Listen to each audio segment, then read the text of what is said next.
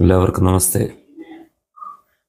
ഈ അടുത്ത കുറച്ച് ദിവസങ്ങളായിട്ട് ഹിന്ദു സമൂഹവുമായിട്ട് ബന്ധപ്പെട്ട് കുറേ വിവാദങ്ങൾ ഉണ്ടാകുന്നുണ്ട്. അത് അറിയാം. കുറച്ച് നാൾ മുമ്പ് ഷർട്ടിട്ട് ക്ഷേത്രത്തിൽ കയറുന്നതിനെക്കുറിച്ച് ഷർട്ട് വിവാദം. അത് കഴിഞ്ഞിപ്പം കൂടൽമാണിക്ക് ക്ഷേത്രത്തിലെ കഴക വിവാദം. ഇപ്പോൾ അവസാനമായിട്ട് നടന്നത് ഈ ഹിന്ദു സമൂഹമായിട്ട്, അല്ലെങ്കിൽ ഹിന്ദു സമൂഹത്തിലെ പ്രബല സംഘടനയായ RSSുമായിട്ട് ബന്ധപ്പെട്ട് നമ്മുടെ മഹാത്മാഗാന്ധിയുടെ ചെറുമകൻ തുഷാർ ഗാന്ധി നടത്തിയൊരു പ്രസ്താവന. ഇതെല്ലാം സത്യത്തിൽ ഹിന്ദു സമൂഹവുമായിട്ട് ബന്ധപ്പെട്ട് ഹിന്ദു സമൂഹത്തിന് ഉള്ളിൽ പ്രശ്നങ്ങൾ ഉണ്ടാക്കാൻ വേണ്ടി ചിലർ നടത്തുന്ന പ്രവർത്തനങ്ങളുടെ ഭാഗം തന്നെയാണ്. അതായത് ഹിന്ദു സമൂഹത്തിൽ ഇപ്പോൾ ഒരു ഉണർവ്, ഒരു ഐക്യം ഉണ്ടാകുന്നതിനെ തകർക്കുക എന്നുള്ള ഒരു ലക്ഷ്യത്തോടു കൂടി ചില ശക്തികൾ ഇതിൻ്റെ പിന്നിൽ ഉണ്ട്. അവരാണ് ഇതെല്ലാം ചെയ്യിക്കുന്നത്. അതിന് പ്രധാന ശക്തി എന്ന് പറയുന്നത്, പ്രധാന ഇതിനകത്തിലെ വില്ലൻ കമ്മ്യൂണിസ്റ്റ് പാർട്ടിയാണ്. കമ്മ്യൂണിസ്റ്റ് പാർട്ടി എന്ന് പറയുന്നത് CPI തന്നെയല്ല, അതിൻ്റെ പ്രധാനി CPM എന്നുള്ള പിണറായി വിജയൻ നേതൃത്വം നൽകുന്ന, അതിനകത്ത് ഗോവിന്ദൻ സെക്രട്ടറി എന്നുള്ളതേ ഉള്ളൂ. പക്ഷെ നേതൃത്വം പിണറായി വിജയനാണ് നൽകുന്നത്. CPMൻ്റെ പിണറായി വിജയൻ നേതൃത്വം നൽകുന്ന CPM ആണ് ഇതിന് പിന്നിലുള്ളത്. ഹിന്ദു സംസ്കാരത്തെ, അല്ലെ ഹിന്ദുക്കളിലെ ഐക്യത്തെ തകർക്കുക എന്നുള്ള ലക്ഷ്യം. കാരണം അവരുടെ ആവശ്യമാണ്, CPMൻ്റെ ആവശ്യമാണ് ഹിന്ദുക്കൾക്കിടയ്ക്കുള്ള ഐക്യം തകർക്കുക എന്നുള്ളത്. ഇല്ലെങ്കിൽ അവരുടെ പാർട്ടിക്ക് അത് ഒരുപാട് ദോഷം ചെയ്യുന്നുള്ളത് അദ്ദേഹത്തിന് അറിയാം. അതുകൊണ്ട് അദ്ദേഹമാണ് ഇതിൻ്റെ പിന്നിൽ നിന്ന് കളിക്കുന്നത്. അതിനായിട്ട് പ്രധാനമായും രണ്ട് കൂട്ടരെയാണ് അദ്ദേഹം കയ്യിലെടുത്തിരിക്കുന്നത്. ഒന്ന്, ഗുരുദേവൻ സ്ഥാപിച്ച ഒരു മഠമുണ്ട്, ശിവഗിരി മഠം. അതിൻ്റെ പ്രസിഡൻ്റായിട്ടുള്ള, അധ്യക്ഷനായിട്ടുള്ള സ്വാമി സച്ചിദാനന്ദൻ. ഒന്ന് SNDP യോഗത്തിൻ്റെ, അതും ഗുരുദേവനാൽ സ്ഥാപിതമായതാണ്. അതിൻ്റെ പ്രസിഡന്റ് വെള്ളാപ്പള്ളി നടേശൻ. ഇവരെ രണ്ടുപേരെയുമാണ് ഹിന്ദു ഐക്യം തകർക്കുന്നതിനായിട്ട് പിണറായി വിജയൻ കയ്യിലെടുത്തിരിക്കുന്നത്. നമുക്കെല്ലാം അറിയാം, ഷർട്ട് വിവാദം എന്ന് പറയുന്നത് ഒരു അനാവശ്യമായിട്ടുള്ളൊരു വിവാദമായിരുന്നു. ഒരു ക്ഷേത്രങ്ങളിലും ഓരോ ക്ഷേത്രങ്ങൾക്കും അതിൻ്റേതായിട്ടുള്ള ആചാരം അനുസരിച്ച് മുന്നോട്ട് പോയിക്കൊണ്ടിരിക്കുന്നു. ഭക്തരാരും എനിക്ക് ഷർട്ട് ഇട്ടുകൊണ്ട് ഇന്ന ക്ഷേത്രത്തിൽ കയറത്തുള്ളൂ എന്ന് പറഞ്ഞ് ആരും കടുംപിടുത്തം പിടിക്കുന്നില്ല. അവർ സ്വയം ചെയ്യുന്നതാണ്. ഓരോ ക്ഷേത്രത്തിൻ്റെയും ഒരു ആചാരം അനുസരിച്ച് ഷർട്ട് ഇട്ടുകൊണ്ട് കയറുന്നവരുണ്ട്. ചില ക്ഷേത്രങ്ങൾ ഷർട്ട് ഇട്ടുകൊണ്ട് കയറാം, അവിടെ അങ്ങനെ ചെയ്യുന്നുണ്ട്. ഷർട്ട് ഊരിയിട്ട് കയറണം എന്നുള്ള ഒരു ആചാരം നിലനിൽക്കുന്ന ക്ഷേത്രങ്ങൾ അങ്ങനെ ആയിരുന്നു ചെയ്തുകൊണ്ടിരുന്നത്. ആർക്കും ഒരു പ്രശ്നവും ഇല്ലാതിരുന്ന ഒരു സംഭവം പെട്ടെന്നൊരു ദിവസം സച്ചിദാനന്ദന് പെട്ടെന്ന് ശിവഗിരി മഠം പ്രസിഡന്റ് സച്ചിദാനന്ദന് പെട്ടെന്നൊരു ഉൾവിളി ഉണ്ടായി. ഇത് പറ്റത്തില്ല, ഹിന്ദു സമൂഹത്തിൽ എന്തെങ്കിലും പ്രശ്നങ്ങൾ ഉണ്ടാക്കിയേ ഒക്കത്തുള്ളൂ. ഹിന്ദുക്കൾ ഇങ്ങനെ ആയാലും അവർ ഐക്യത്തോടു കൂടി പോകുന്നു. ജാതീയമായിട്ടും വലിയ പ്രശ്നങ്ങളൊന്നും ഉണ്ടാകുന്നില്ല. ഈഴവരാണേലും നായരാണേലും നമ്പൂതിരിയാണേലും എല്ലാം ഏകദേശം ഹിന്ദു എന്നുള്ള ഒരു വികാരത്തോടുകൂടി ഐക്യപ്പെട്ടു പോകുന്നത്. ഇതിനെ ഇല്ലായ്മ ചെയ്തേ ഒക്കത്തുള്ളൂ. അങ്ങനെ പോകാൻ പാടില്ല. അങ്ങനെ ഐക്യത്തോട് പോയാൽ തന്നെ ഇവരുടെയൊക്കെ തന്നെ പ്രസക്തി കുറയും എന്നുള്ള ഒരു ചിന്തയും ഈ സച്ചിദാനന്ദനെ പോലുള്ളവരുടെ ഉള്ളിലുണ്ടായതാണ് ഇതിനുള്ള കാരണം. പെട്ടെന്ന് സച്ചിദാനന്ദന് ഒരു ഉൾവിളി, ഒക്കത്തില്ല, ഷർട്ട് ഇട്ടുകൊണ്ട് ക്ഷേത്രത്തിൽ പോയേ ഒക്കത്തുള്ളൂ, അതൊരു വിവാദമാക്കുക. അങ്ങനെ പെട്ടെന്ന് സച്ചിദാനന്ദൻ ഒരു വിവാദമാക്കി. ക്ഷേത്രങ്ങളിൽ ഷർട്ട് ഇട്ടുകൊണ്ട് പോകണം.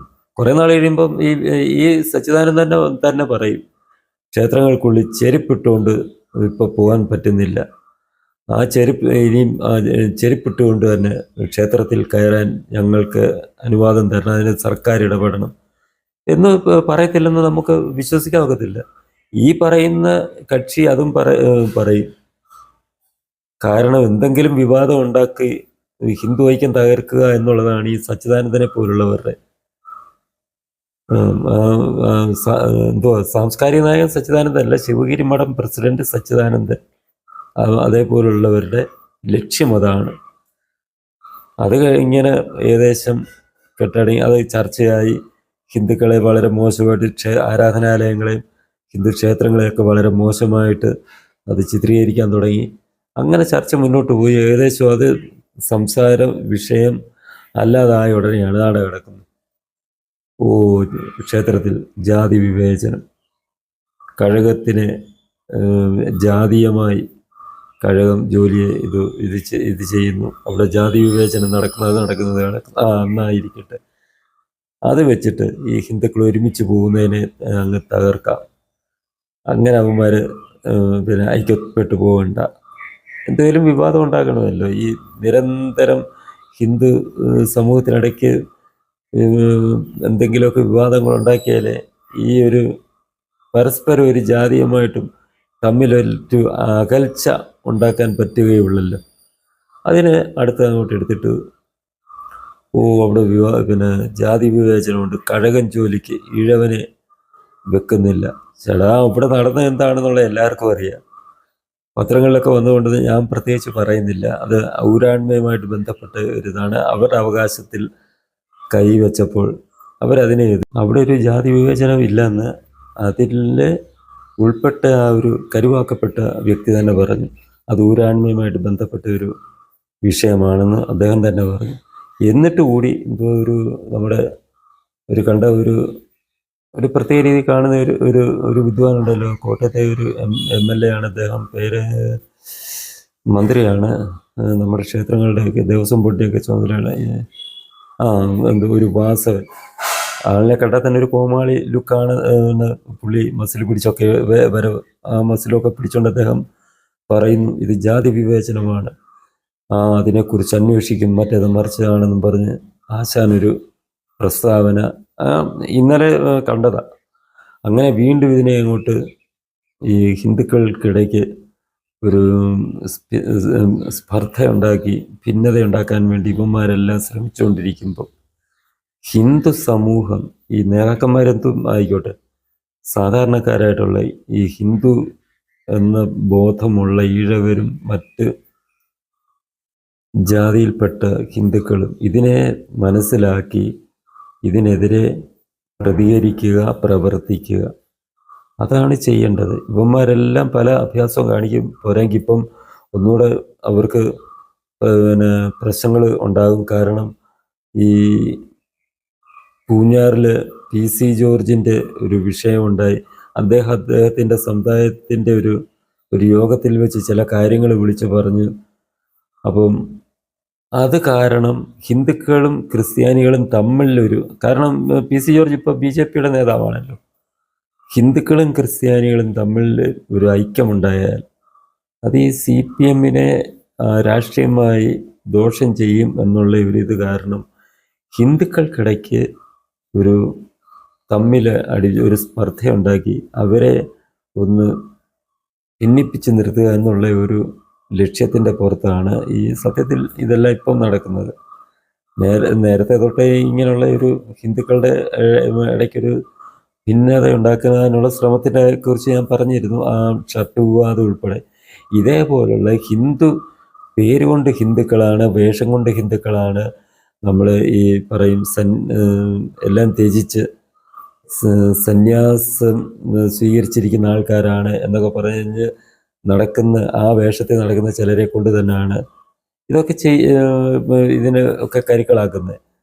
സന്യാസികളെന്ന് പറഞ്ഞാൽ അവരാ സമൂഹത്തിന് മൊത്തം നല്ലത് പറഞ്ഞു കൊടുത്ത് അതിനകത്ത് ഈ സ്പർദ്ധയൊന്നും ഉണ്ടാക്കാതെ നല്ല നന്മ വരുത്താൻ വേണ്ടി ശ്രമിക്കുന്ന ആൾക്കാരാണ് സന്യാസികളെന്ന് നമ്മൾ കേട്ടിട്ടുള്ളത്. പക്ഷേ ഈ സച്ചിദാനന്ദനെ കൂട്ടുള്ളവർ സമൂഹത്തിലൊരു വിഭാഗീയത ഉണ്ടാക്കാനും സ്പർദ്ധ വളർത്താനും വിഘടിപ്പിക്കാനും തമ്മിലടിപ്പിക്കാനും ശ്രമിക്കുന്നതിൻ്റെ പിന്നിലുള്ള കാര്യങ്ങൾ തന്നെ സാധാരണ ഹിന്ദുക്കൾ മനസ്സിലാക്കണം.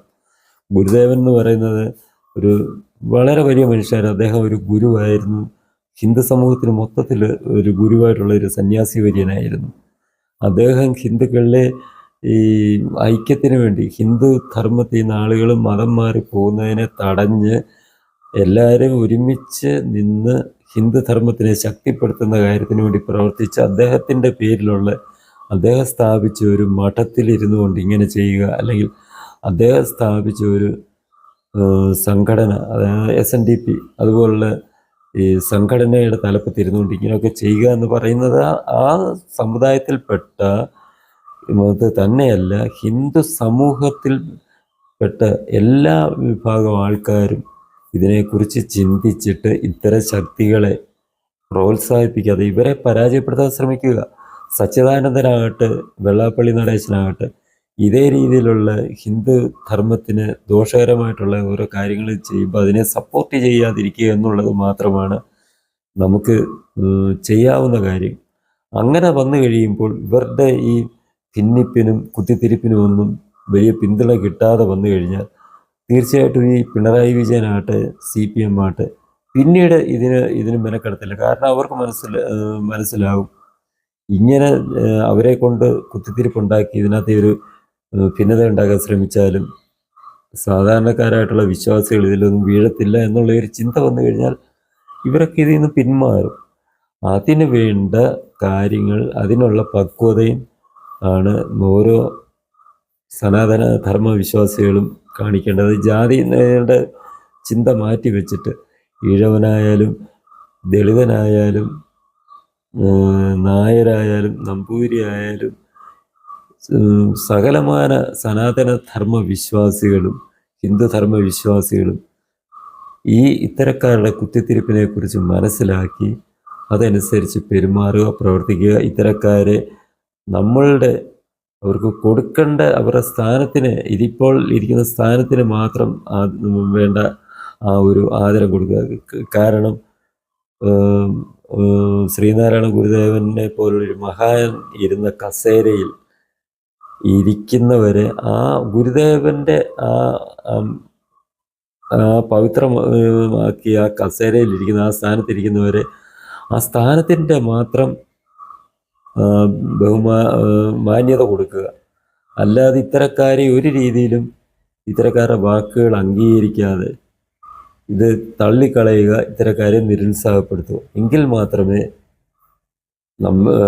നമ്മുടെ ഹിന്ദു സമൂഹത്തിനും സനാതന ധർമ്മത്തിനും ഐക്യത്തോടെയും ഒക്കെ മുന്നോട്ട് പോകാൻ കഴിയുകയുള്ളൂ. അത് നമ്മൾ അതിനെക്കുറിച്ച് ചിന്തിച്ചും വിവേകത്തോടുകൂടി പ്രവർത്തിക്കുക. ഹിന്ദുധർമ്മത്തിൻ്റെ രക്ഷയ്ക്കും അതാണ് ആവശ്യം. നമ്മുടെ എല്ലാം ധർമ്മത്തിൻ്റെ രക്ഷയ്ക്ക് നമ്മൾ പറയുന്നുണ്ട്, ധർമ്മോ രക്ഷിത എന്ന് പറയുന്നുണ്ടല്ലോ. ആ ഒരു ഇതിൽ നമ്മൾ മുന്നോട്ട് പോവുക. ധർമ്മത്തെ നമ്മൾ രക്ഷിച്ചാൽ ധർമ്മം നമ്മളെ രക്ഷിക്കും എന്നുള്ള ആ വിശ്വാസത്തോടെ നമ്മൾ മുന്നോട്ട് പോവുക. ഇത്തരക്കാരെ നമ്മൾ നിരുത്സാഹപ്പെടുത്തുക. ഇത്തരക്കാർ നമ്മുടെ ബോധമണ്ഡലത്തെ സ്വാധീനിക്കുന്നത് നമ്മൾ ഒഴിവാക്കുക. എങ്കിൽ മാത്രമേ നമ്മുടെ ധർമ്മത്തിനും നമുക്കും മുന്നോട്ടുള്ള ആ യാത്ര സുഗമമാവുകയുള്ളൂ.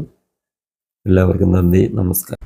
ഈ ചാനൽ നിങ്ങൾക്കിഷ്ടമായെങ്കിൽ സബ്സ്ക്രൈബ് ചെയ്യുക.